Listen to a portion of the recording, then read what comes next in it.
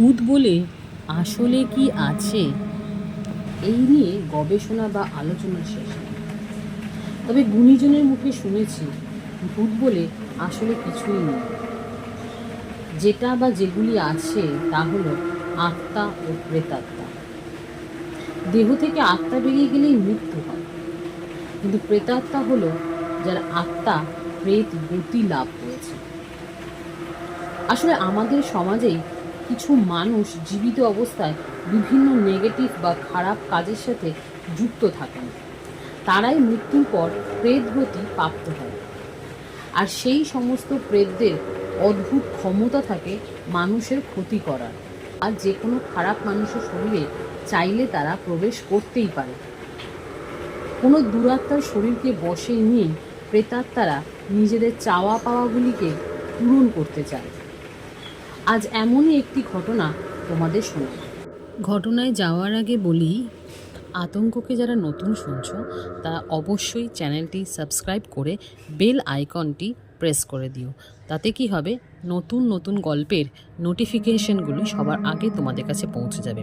আর episode বা গল্পগুলো যদি ভালো লাগে অবশ্যই লাইক, শেয়ার এবং কমেন্ট করতে যেন দ্বিধাবোধ করবে না। তো চলে আসি ঘটনায়। এটি ঘটেছিল সচিদানন্দ রায়ের সাথে প্রায় 2 দশক আগে। ঘটনাটি উনি যেভাবে বলেছেন সেভাবেই তোমাদের পড়ে শোনাচ্ছি।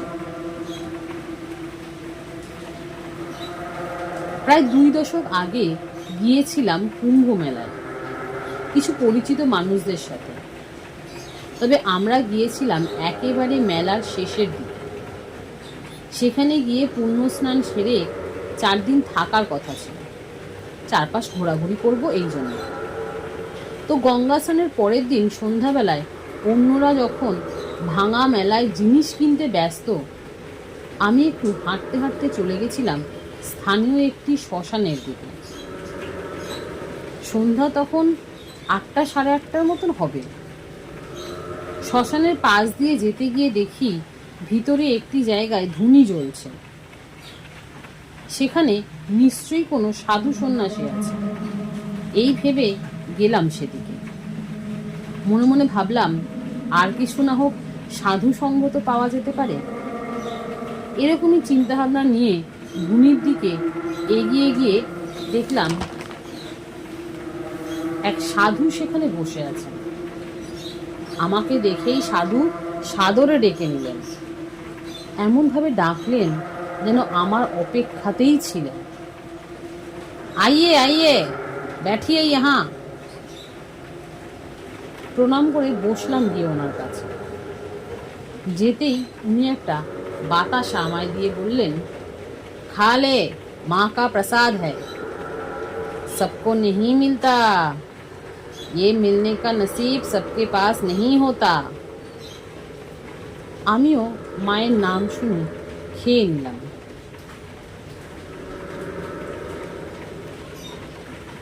এবার ওই সাধু আমার দিকে তাকিয়ে কেমন যেন মিটিমিটি হাসতে থাকলো। আমি কিছুই বুঝলাম না, কিন্তু 1 মিনিট গেল না, আমার সারা শরীর প্রচণ্ড জ্বালা পোড়া শুরু করে দিল।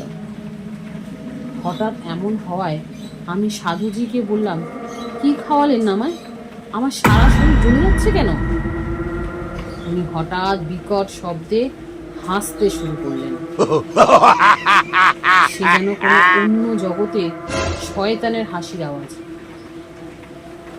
আমি বুঝলাম মায়ের প্রসাদ বলতে এই কালী মা বা দুর্গা মা এমন কিছুকে বোঝায়নি, এই মা অন্য কোনো মা।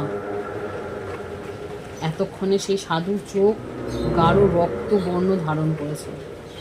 বুঝলাম আমি কোনো খারাপ খপ্পরে পড়ে গেছি, এখান থেকে পালাতে হবে আমার।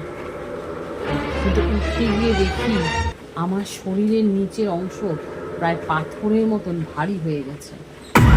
নড়া চড়ার কোনো শক্তি সেখানে নেই। সাধুর দিকে চেয়ে দেখি ওনার মুখের অবয়বে বিভিন্ন বিকৃতি শুরু হয়েছে। বুঝলাম তিনি কোনো সাধু আত্মাই নয়। কোনো সাধু মানুষ কোনো জীবকে কষ্ট দিতেই পারে না। বুঝলাম এখান থেকে না বেরোলে আমার বিপদ নিশ্চিত। কিন্তু যাবোটা কীভাবে, যেখানে আমার শরীরের অর্ধাংশ প্রায় পাথরে পরিণত হয়েছে? এমন সময় আমার মনে পড়ে আমার গলায় ঝোলানো মাদুলিটির কথা। সেটি শুধুমাত্র একটি বিশেষ মন্ত্র পাঠ করলেই অ্যাক্টিভ হয়। সঙ্গে সঙ্গে সেই মাদুলিটিকে হাতের মুঠোয় ধরে ওই মন্ত্রটি প্রাণপণে উচ্চারণ করতে শুরু করি। প্রায় 5 বার মন্ত্র পড়ার পর আস্তে আস্তে দেখলাম আমার জড়তা কেটে যাচ্ছে এবং ওই সাধু বলছে, নসিব জোরে আজ বেঁচে গেলি, নইলে বলির হাত থেকে তোকে আজ কেউ বাঁচাতে পারতো না। আমি ভেবেছিলাম উনি বাংলা বোঝেন না, পরে বুঝলাম কিন্তু ভরণ করছিলেন। আর ক্ষণকাল নষ্ট করিনি, সঙ্গে সঙ্গে ছুটলাম যেদিক থেকে এসেছিলাম সেই দিকে। প্রথমেই একটা চায়ের দোকান পড়েছিল, সেই দিকে গিয়ে আমি অজ্ঞান হয়ে পড়েছিলাম।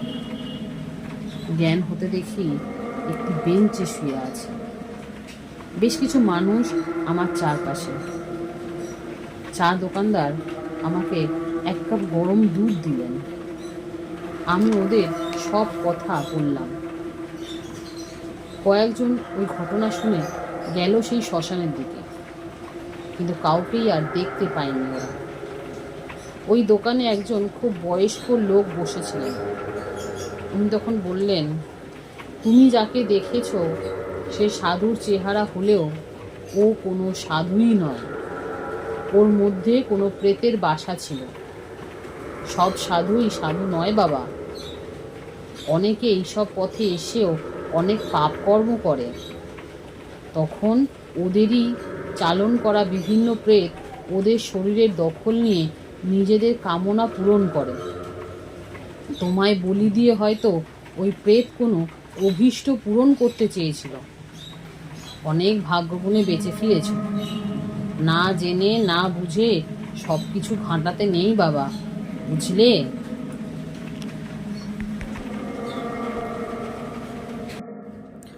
তো এই ছিল আজকের ঘটনা। কেমন লাগলো জানাতে ভুলবে না।